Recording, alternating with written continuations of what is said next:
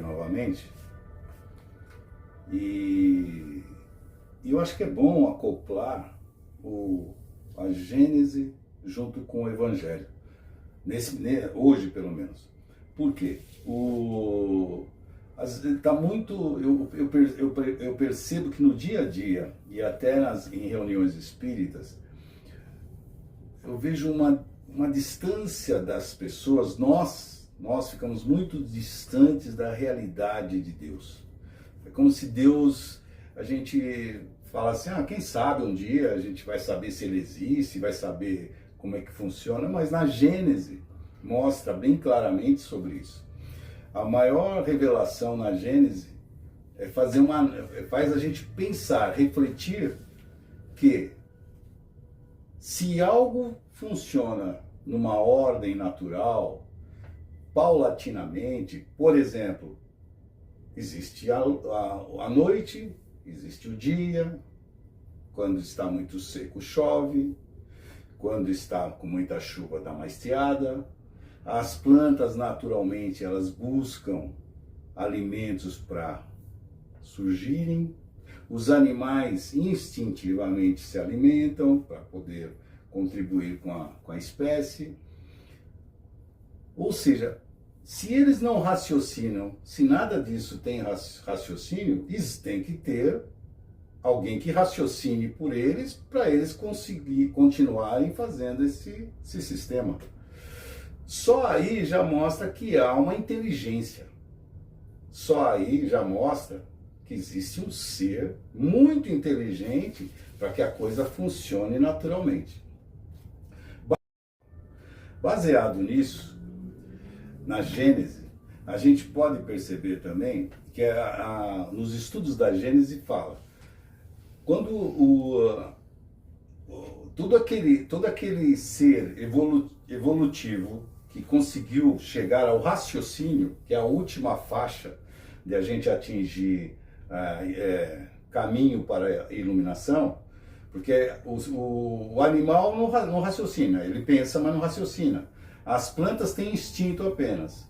Então a gente vai passando por fases. Então a gente chega na fase humana, onde a gente raciocina. Nesse momento, o que Deus fez com a gente? Para vocês atingirem a iluminação, vocês vão ter que começar demonstrando como é que vocês sabem administrar um mundo. E esse mundo é o nosso corpo. O nosso corpo é igualzinho como se fosse um planeta. Se nós formos analisar, por que não há necessidade de ter um raciocínio nas plantas e nos animais? A mesma coisa o corpo humano. A gente precisa ficar raciocinando para o coração bater? Não. A gente precisa raciocinar para ficar com vontade de se alimentar, de beber? Não, é natural. Ou seja, mas quem está passando essa informação, quem passou essa informação no princípio, foi o nosso espírito. O nosso espírito demonstrou isso para o corpo. Ou seja, deu um comando. A inteligência por trás de todo organismo humano é a inteligência espiritual, que é a gente, é o nosso íntimo. Nós fazemos isso automaticamente, na parte do corpo. Aonde entra agora, por que eu deixei para falar do Evangelho depois? Porque, em primeiro lugar, a gente tem que aprender a entender que se a gente é que já deu ordens para o corpo funcionar do jeito que ele deve, a gente não pode dar ouvidos para influências negativas, influências contrárias para destruir o nosso corpo. Ou seja, qualquer intriga, qualquer informação que não seja a ordem natural, a gente não pode pegar pra gente. A gente tem que afastar. Justamente porque na hora que você pega isso, você já está deformando, como se você estivesse contrariando a sua própria ordem. O seu corpo pensou assim, peraí, no início era para eu seguir, lutar para ela viver ou para ele viver, para ficar firme, e agora estou recebendo uma informação que eu estou contrariado, então é para não viver? É para adoecer? Você entendeu? Então, o nosso corpo nada mais é como se fosse uma prova que a gente estivesse passando para ver se a gente tem capacidade de subir mais um degrau na escala evolutiva. Ela já recebeu a informação de um cérebro que não é impregnado com coisa ruim, com coisa má, com coisa de ódio, que é Deus. Por isso que a natureza não precisa de ouro, não precisa de nada. Quando nós prejudicamos a natureza, única, exclusivamente para cada um de nós, na verdade ela não é que ela está deixando de ser quem ela era. Não, a gente é que está afastando ela da gente. A gente é que está, por exemplo, numa catástrofe de terremoto, isso aí nada mais porque a natureza está começando a pegar as nossas influências e levando para ela, e ela falando assim, ó, para, que eu não quero isso para mim não. Ela está expurgando, ela está tirando. É como se fosse um aviso para a gente, para de pensar negativamente, para de pensar contra o progresso. Então a natureza, ela mostra a informação. É a mesma coisa o corpo físico, nosso corpo humano. Na hora começa a aparecer uns caroços, parece uma coisa ruim no corpo, é o corpo falando, ó, você não tá, muda esse pensamento. É o início de tudo. Dá tempo para resolver todos esses problemas, desde que a gente mude o pensamento. Tudo dá para se resolver. O corpo, ele só informa fisicamente aquilo que a alma está sentindo. Às vezes a gente acha que não é nada, eu tive um pensamento ruim, mas não vou ligar para ele. Não, você já passou para o seu corpo. Você tem que fazer um contraponto, que é no otimismo, é não acreditar que aquilo vai acontecer, é ter certeza que a coisa é boa, que é justamente para fortalecer aquele negativo que você pôs. Na Gênesis também fala aquilo que eu já ando falando há um tempo. Aonde o mal é bom.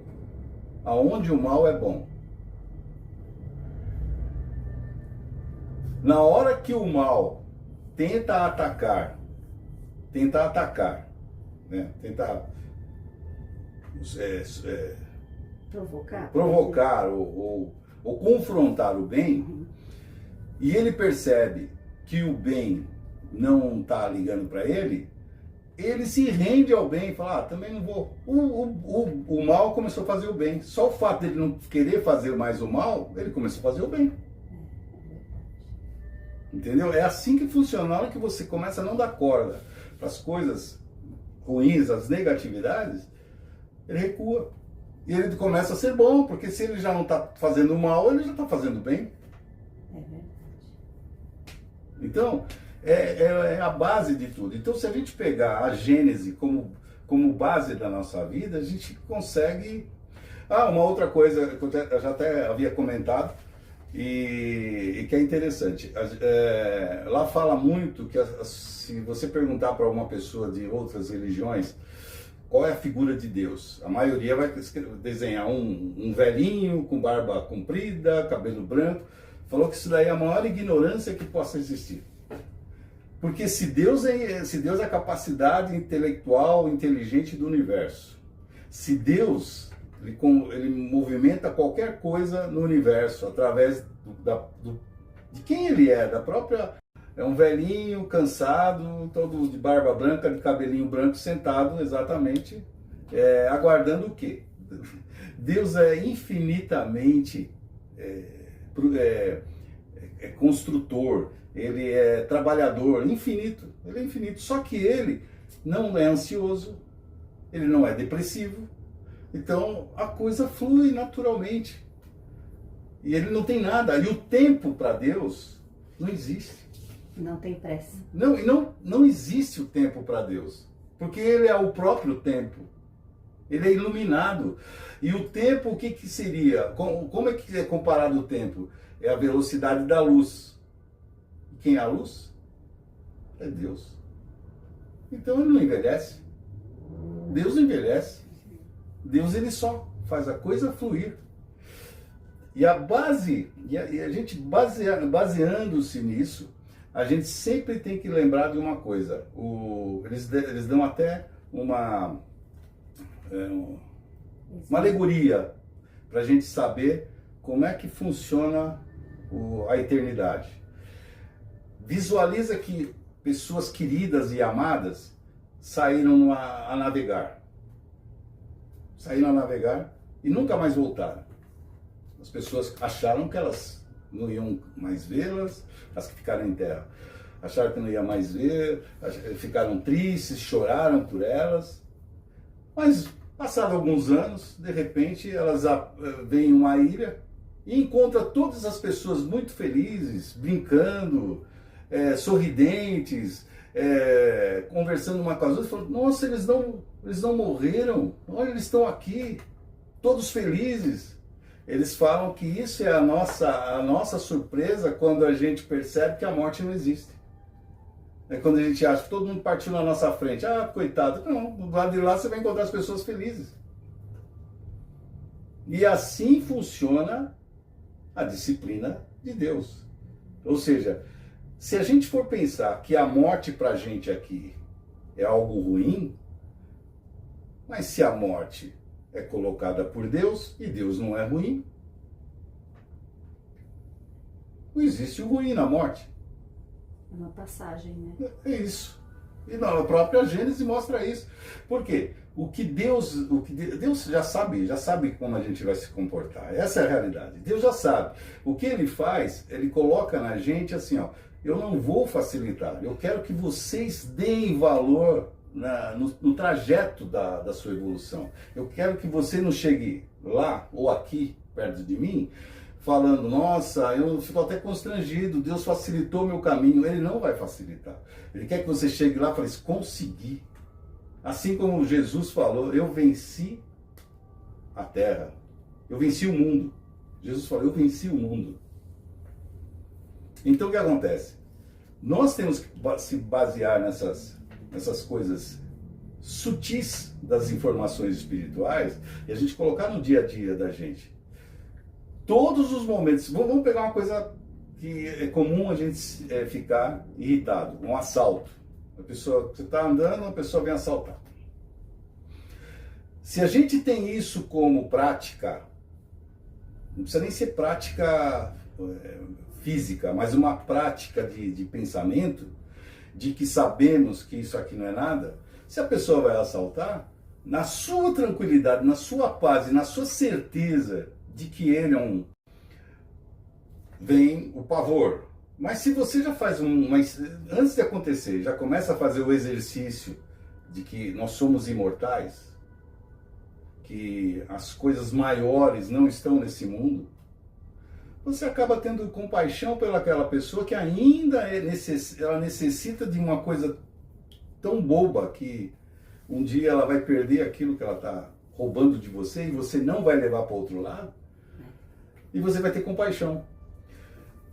Mas o que provoca a pessoa, talvez até desencarnar antes do tempo, com um assalto, porque ela pode ter uma reação ruim e o bandido matar, é o medo.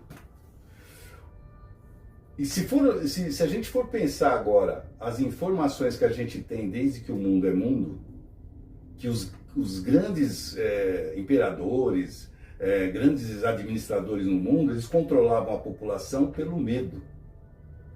Uhum. Então, o medo é o oposto da fé. Se você for analisar, se você tem medo, você não tem fé. Mesmo que você tenha a fé, mas tem medo, você não tem a fé suficiente. Na hora que começarmos a não ter medo de nada, a gente prova para Deus que a gente acredita nele. Entendeu? É combater o medo.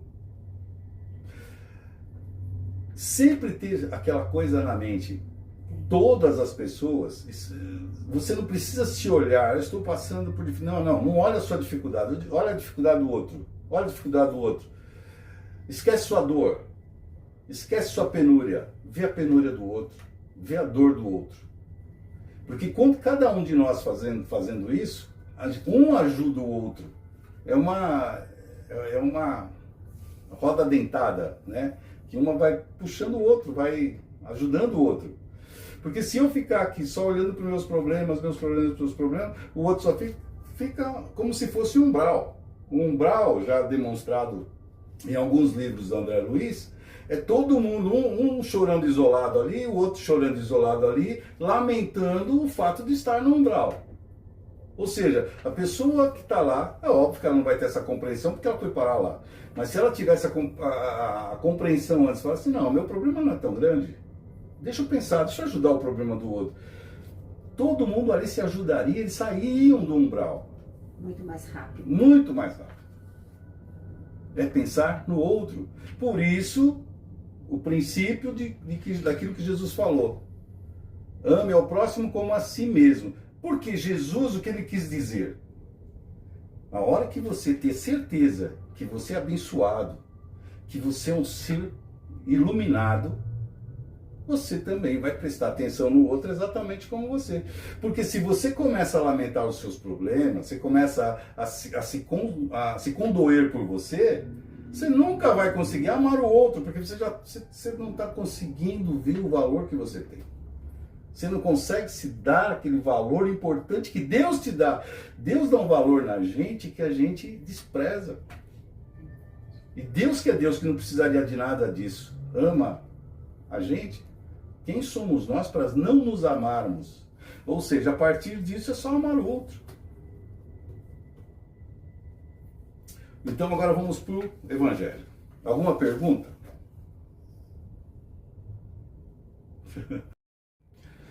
Não, antes do Evangelho, deixa eu falar uma coisa. É muito importante a gente também saber, foi passado para mim um feedback, no momento em que você começa a assistir televisão e vê a injustiça sendo feita. Injustiças sendo cometidas até por quem deveria cometer a justiça, que são os juízes. E isso faz com que a gente fique revoltado, a gente fique transtornado. Sim. Naquele momento eu recebi um insight do mentor meu, e falando que a pessoa que fica com raiva de quem está cometendo a maldade, ela se iguala a essa pessoa. Sim. Se você ficar com raiva de quem está fazendo mal, você se torna mal. Então o que acontece? A partir do momento em que você vê a pessoa fazendo isso, o que ela mais necessita é de uma força mostrando através da sua fé, da sua certeza em Deus, da sua certeza em Jesus, de que um dia a justiça será feita. E tenha compaixão dessa pessoa que fez, porque ela ainda não conhece Deus. Aí eu recordei vários passos de Jesus, onde em nenhum momento ele criticou os algozes dele. Em nenhum momento ele falou que eles eram alguém ruim ou pessoas ruins. Não. Ele só pediu para que Deus os perdoasse. Ou seja, Jesus quis dizer assim, olha como eu sou bonzinho e estou perdoando eles. Não.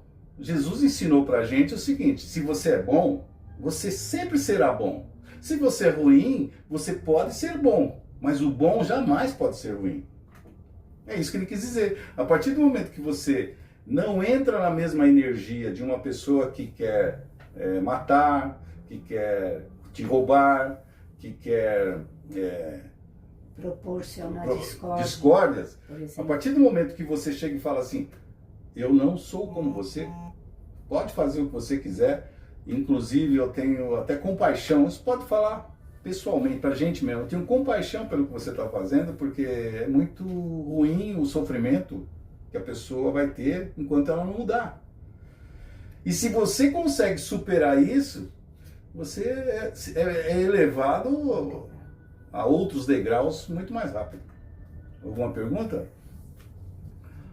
Pode falar. Não, tô pensando. Então, porque a gente tem essa... Tem que se evoluir muito, né? Não há necessidade, é exercício. É exercício. Basta você começar a fazer exercício. Não é fácil. Não é fácil, não é fácil. Você ainda está começando a entender como. A gente olha uma pessoa, de repente, vem querer tripudiar em cima da gente, o sangue sobe. Mas se a gente for analisar, o que leva aquilo que a pessoa está fazendo para algum lugar? Se todo mundo vai desencarnar, se todo mundo vai sair daqui, tanto aquela pessoa que fez o mal, quanto a pessoa boa que não fez o mal, vai todo mundo desencarnar, o lado de lá é que vai definir para que lado alguém vai. Então por isso que compensa a gente fazer o exercício da paciência. O exercício da paciência. Uma outra coisa, se a gente for pegar dentro da numerologia ou dentro dos números, tudo, você não consegue subir no 10º degrau sem passar. A pessoa, por ansiedade ou por querer levar vantagem, que tentaram chegar ao 10º, elas caíram ou se arrebentaram. Então por isso que quando o mal é esse que tenta passar por cima, ele tenta ficar acima das outras pessoas, quer correr na frente e passar pela pessoa, ela vai cair.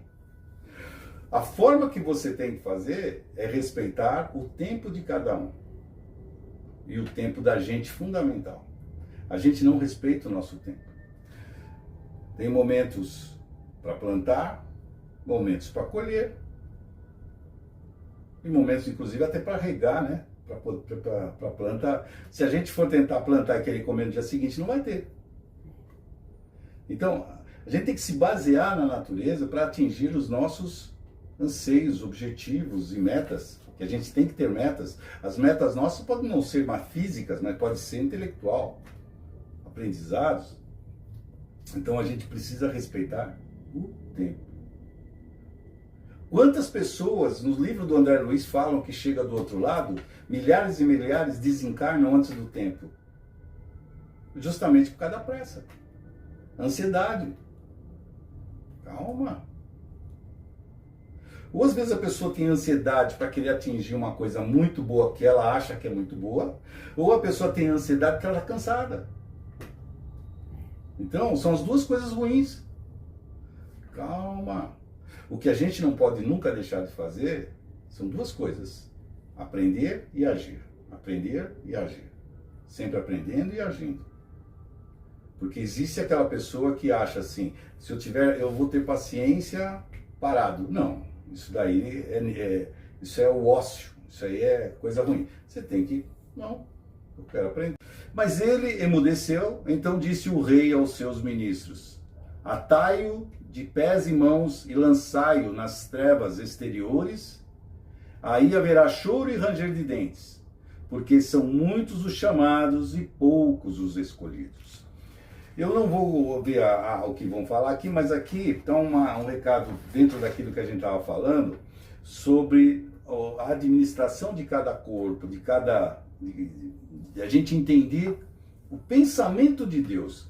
É lógico que isso daqui Jesus comparou de uma maneira física, material, o que é esse momento que Deus mostra que ele existe, como ele gostaria que a gente o entendesse, a maneira como a gente explicou que ele é um ser inteligentíssimo, e a gente às vezes não vê dessa maneira.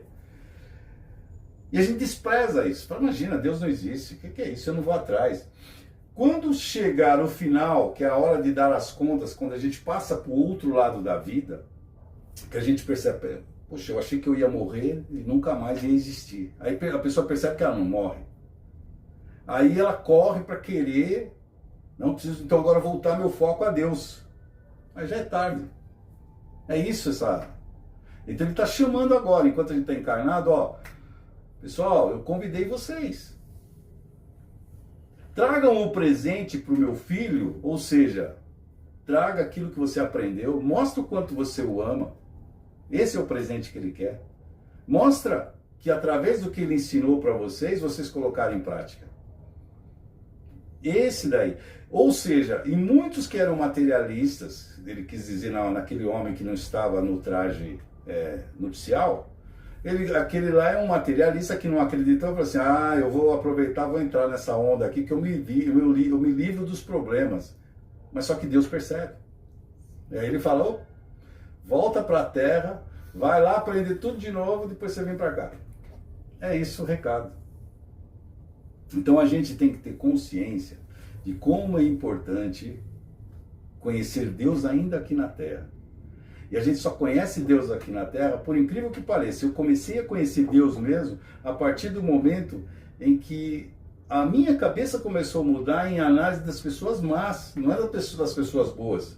Quando você começa a analisar as pessoas más e você fala assim, puxa vida, que pessoa, ela não percebeu ainda que o mal que ela está fazendo para ela, mesmo ela estando fazendo mal para alguém. Mas olha o quanto mal ela está fazendo para ela, a cabeça muda. Então, e aí você vê um bandido que vai assaltar e ele acaba sendo morto pela polícia. Tudo bem que eu não gostaria que o bandido não matasse ninguém, mas eu também fico triste por ele ter sido morto. Eu fico pensando que ele foi um bebê um dia. Ele teve uma família, ele teve pelo menos a mãe que deu a luz a ele. Então passa isso tudo na minha cabeça e infelizmente ele chegou nesse ponto de precipitar o desencarne dele através de um ato ruim. Então essas coisas deixam a gente preocupado, não mais com a gente não se preocupa mais, porque você sabe, se você está dentro da coisa boa, dentro da vida do bem, você sabe que com você não tem que se preocupar mais tanto, é óbvio, você vai se preocupar sempre para não errar. Mas você começa a tentar ajudar a fazer com que as pessoas não façam isso. Porque existe aquela coisa, quando Jesus estava na cruz, olha o coração de Jesus, ele fala assim, puxa vida, olha o que eles fizeram, não é por mim não, olha o que eles fizeram, como eles vão sofrer. É esse o sentimento de Jesus. Então, nossa, ele estava triste porque, olha, às vezes a pessoa fala, não, Jesus chorou. Ele chorou sim, mas não foi por ele.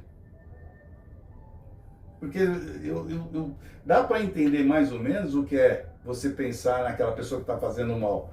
Você fala, puxa, mas por que você fez? Então é tão bom se a gente puder sempre pensar antes, refletir para evitar. Entendeu? Então é isso, pessoal. Mais alguma pergunta?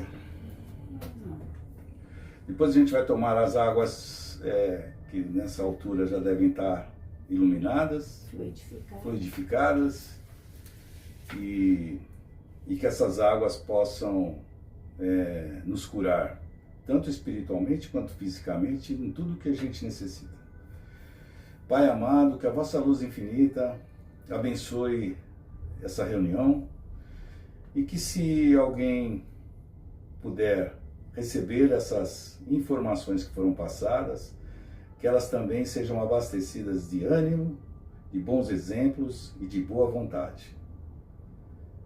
Agradeço aos espíritos de luz que nos acompanharam, agradeço também aos espíritos que porventura estiveram aqui para aprender, e agradeço a Deus por ter me permitido, ainda encarnado, poder passar essas informações. E que assim seja. Amém.